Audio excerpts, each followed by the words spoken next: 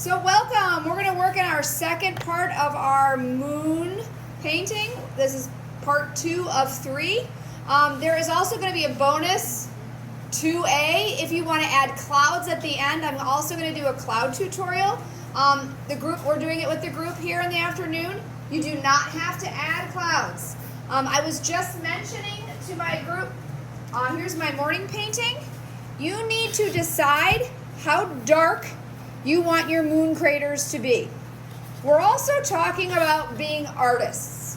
So we want our moon to look like a round or a sphere object. So I also put my darkest craters at the bottom of the moon. I had some kind of come up towards the top, and that's not because the moon has craters more at the bottom of the moon. It's just because we want to give it a real circular feel, and in order to give it a circular feel, I did my crater adding in kind of a curved sort of way. So anytime I added a crater or a shadow or even a highlight part of my moon, I was thinking about the curve of the moon, okay? So I had some people that were like making craters straight across the moon in a straight line. Maybe that really realistically is the way that craters are made. I doubt it. But we want to sell as artists the curve. So if we don't think about that as we're adding our craters, you can kind of see this curved edge of craters here on the end and some curved shadows here on this other side. I did that on purpose because I was thinking about telling my viewer this is a round moon, okay? So when you're adding these things, that's something that you want to think about as you're doing it, okay? Now, so what we're going to be doing now is we established our glow.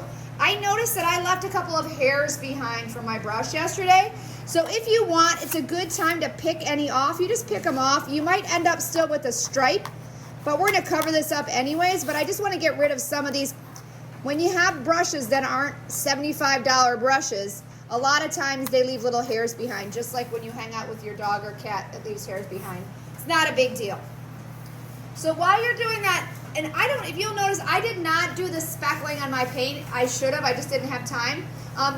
We don't want to peel off our speckles yet. You can paint over them if you have a giant speckle you don't like, but I think you're going to find once you do the moon, you're going to like most of your speckle blobs. So I wouldn't get too worked up about that just yet. Everyone got here at Artapalooza a flat edge brush.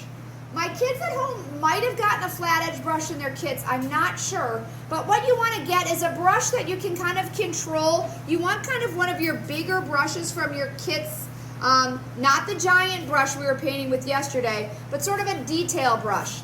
The flat brush works the easiest, but that doesn't mean a pointy brush wouldn't work as well.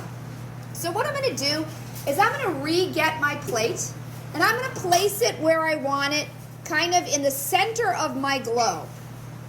Okay, kids at home, you can use any kind of plate.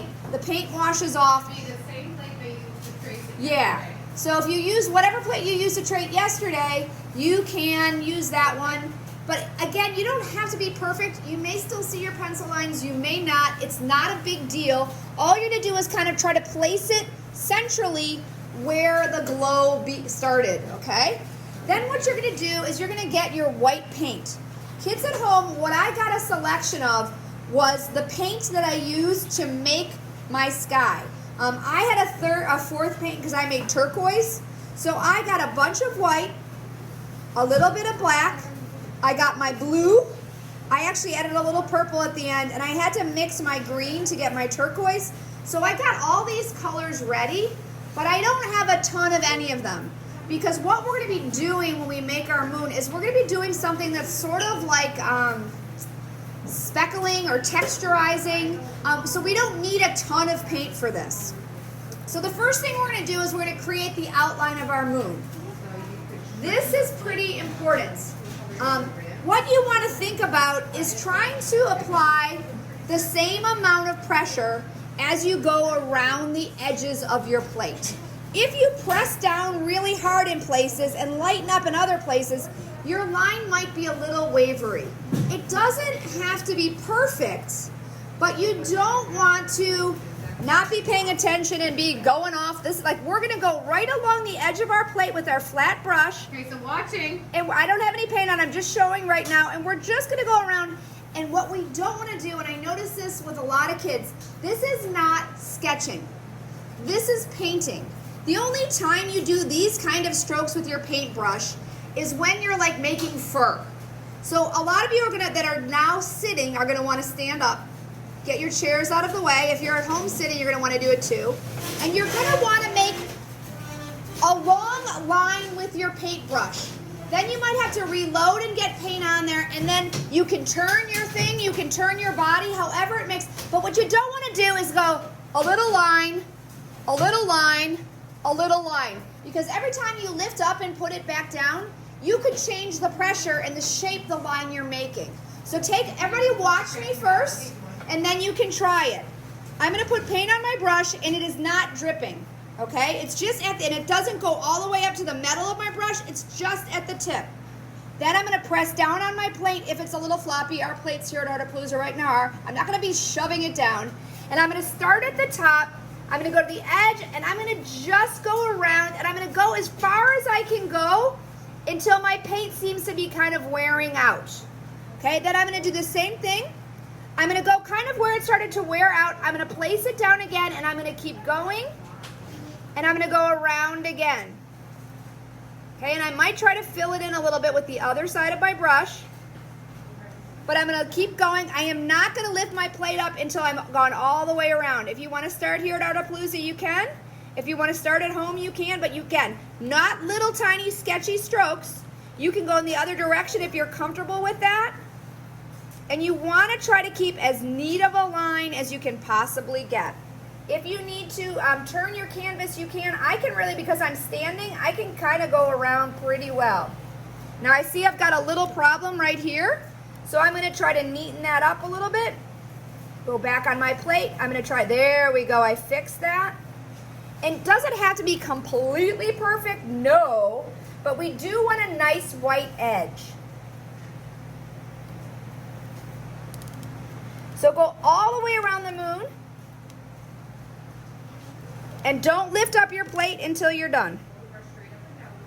And if you see an area that really seems like it doesn't have a lot of paint, before you pick up that plate, I would recommend that you keep adding a little bit of white. We really want a nice white edge. Once I'm done, I'm gonna carefully, oh, I see a little area that I don't like right now. I'm gonna fix that right now. Then I'm gonna carefully lift up my plate. I don't wanna drag it, I wanna lift it kind of right off. And I'm gonna have an edge around my moon. It's a little blobby in places, that's okay on the inside. I don't want it blobby on the outside.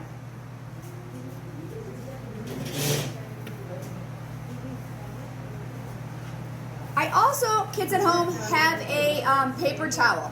I'm gonna use my paper towel to blot in a little while, but I also can use my paper towel to fix any errors. Let's say I accidentally did that. What I could do is I could get my wet paper towel. Don't even tell anybody how I got it wet. And I can go around the edge and I can clean that up. You really, really, really want to have a sharp white edge. Now kids at home, you might notice I have a pencil mark on my canvas. That's because I used a bigger plate when I traced earlier. It's not a big deal, I'll fix it later. All right, has everybody got a kind of a good circle here at home? Or I mean at Artapalooza? All right, so you want to try to repair it as much as you can.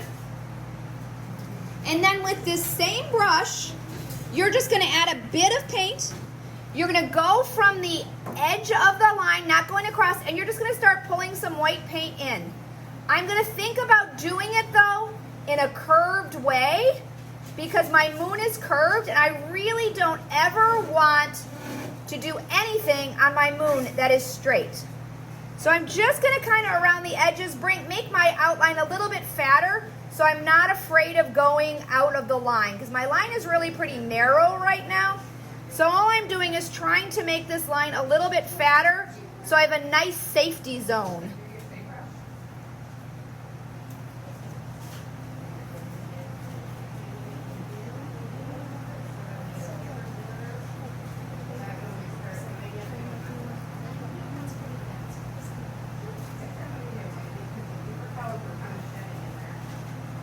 Okay, once I have my slightly bigger border, and it doesn't have to be perfect, and I want you to understand, you do not have to solidly color this in. Okay, so I don't want your whole moon to be really solid, hard white.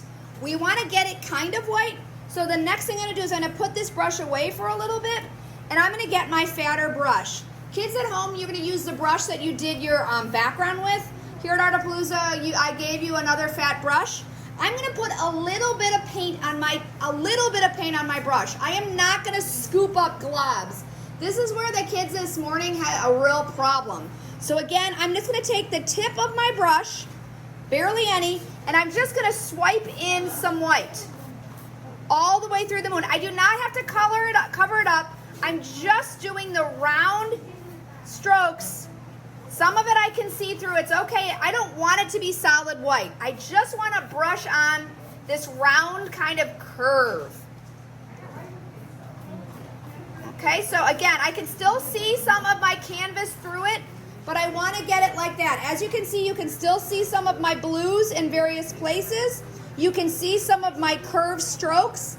That's where I want to be at. So get your fatter brush, put a little bit of white on there, and just swoop around and make some nice, I've got a dirty brush, but everyone, maybe I did. Did I give them the bigger brushes? Oh, I might not have. The bigger brushes are coming your way.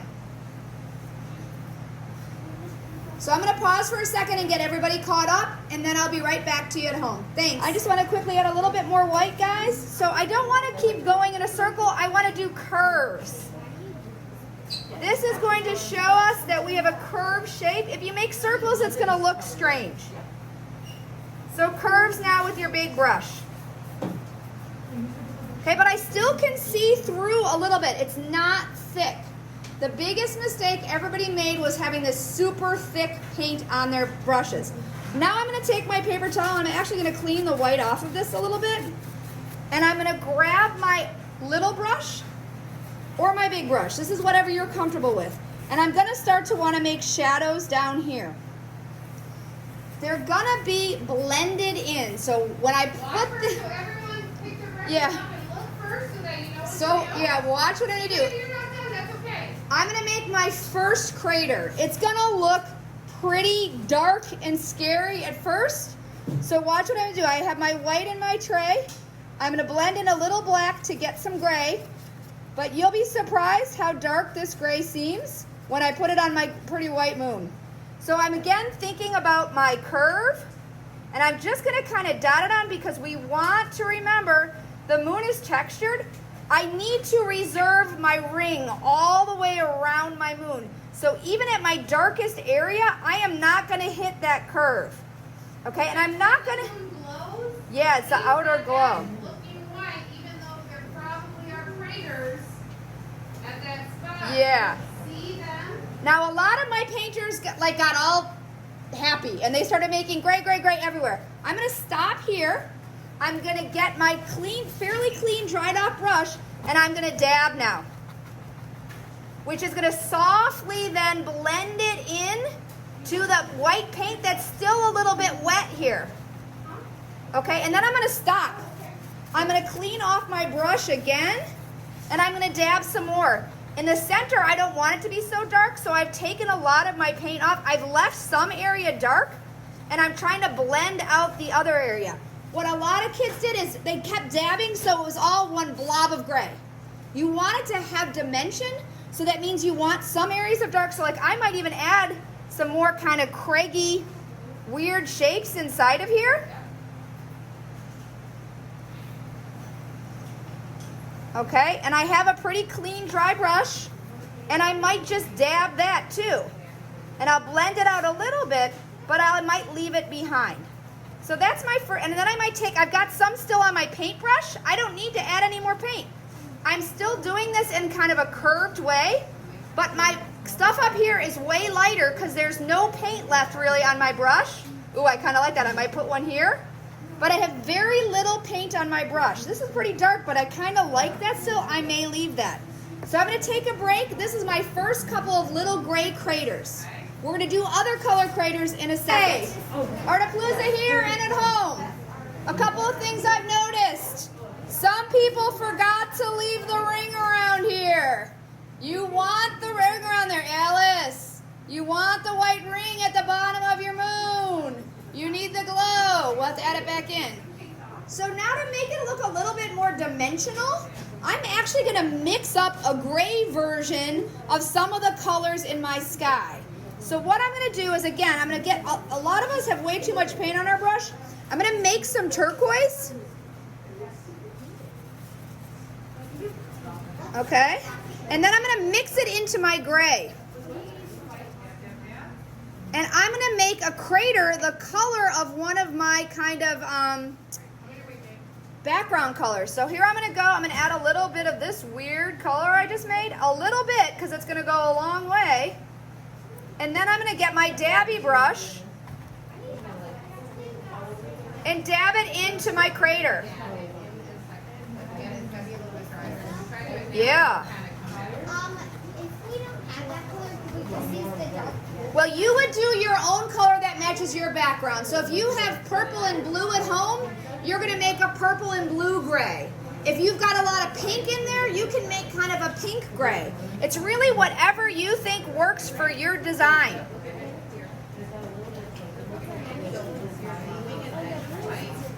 So I'm going to take a break and help the kids here. My next step is going to be to add some white highlight blobs on top. And I'm almost done here, and then we can get to bonus if we want. Okay, at home.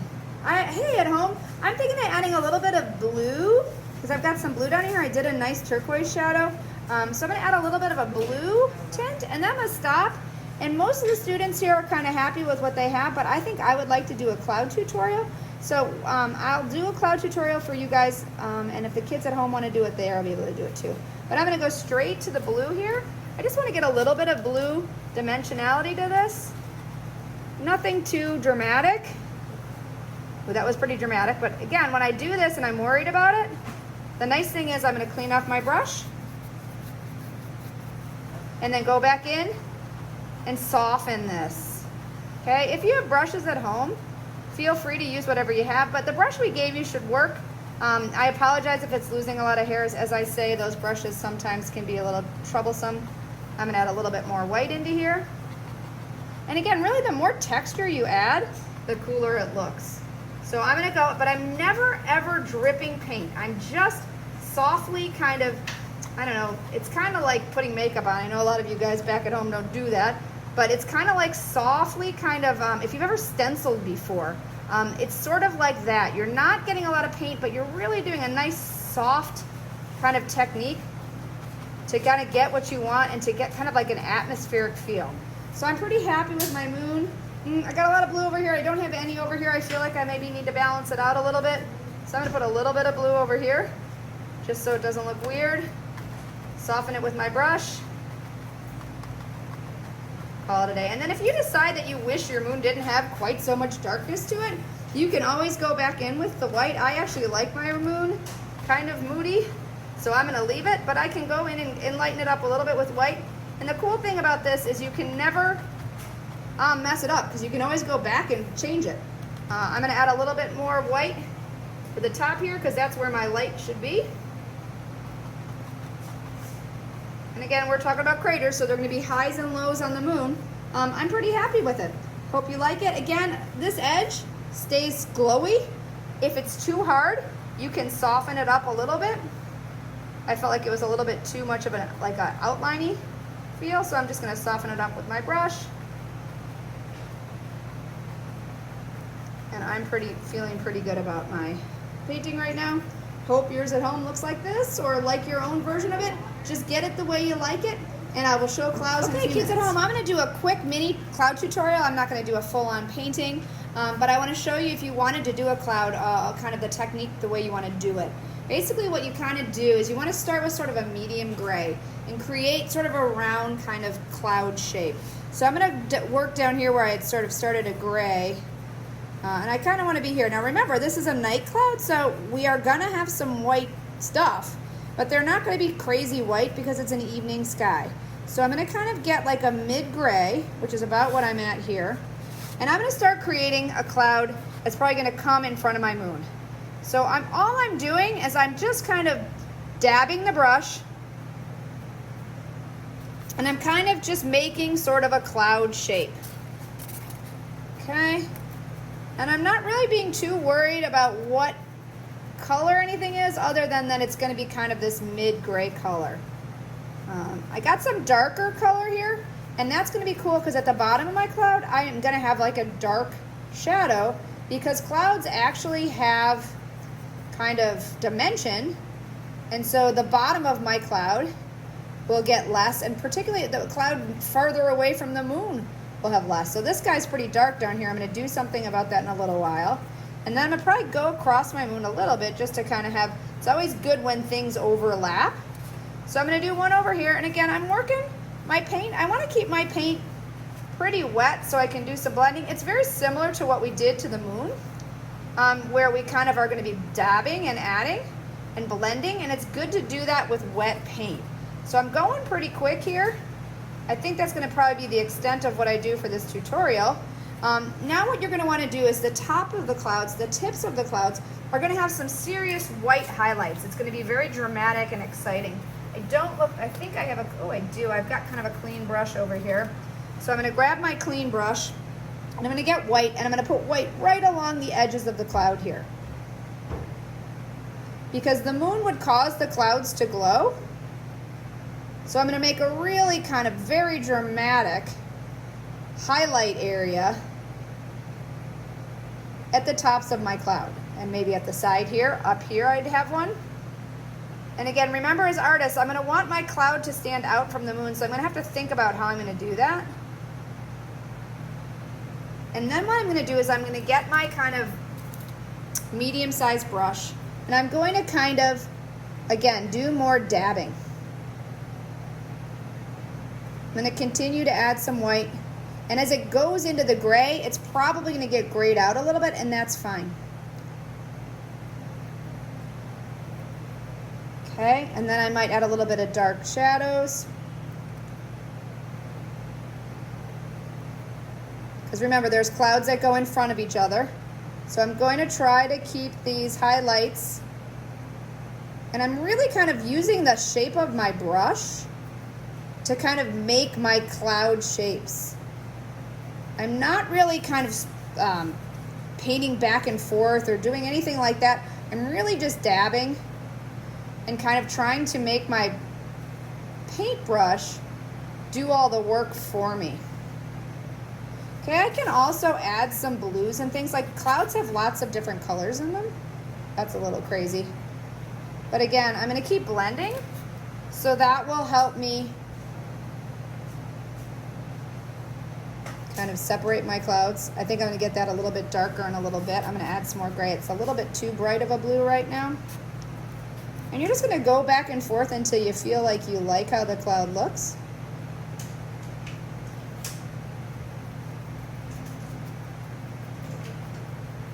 I'm doing also some circular motions with my brush, because remember, clouds are big, fluffy pieces of whatever. I'm sure you guys know the science of clouds better than I, but don't want to forget about these guys over here. All right, I'm going to get some more of my blacks to get shadows in between my clouds.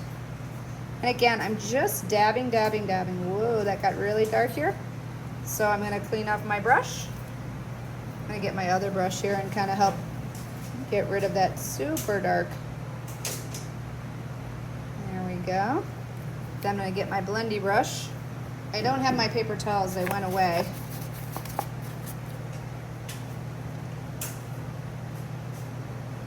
It just really depends on how dramatic you want your clouds to look.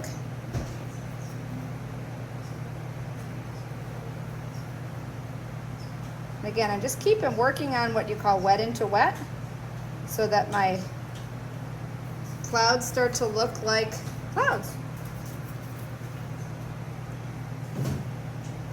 I don't want to lose those bright white tips, so I'm going to get that back in there.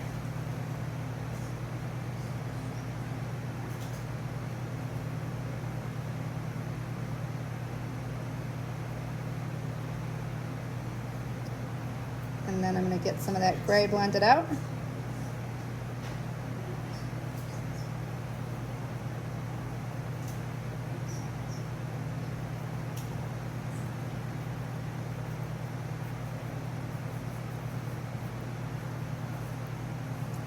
kind of the beginnings. Oh, I don't like that. So I'm gonna, and you gotta kind of take a step back to decide what you like and how it looks. You can reference pictures of clouds on your computers at home to get what you like. I'm gonna get rid of this line a little bit. Feeling better about that, and get rid of that little bit of the black. And again, it's just a matter of adding and looking at it and saying, oh, I like how that looks now.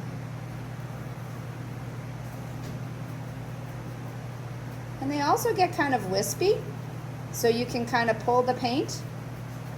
So they kind of fade off into the, not the sunset because we got a moon, but so they sort of kind of fade away.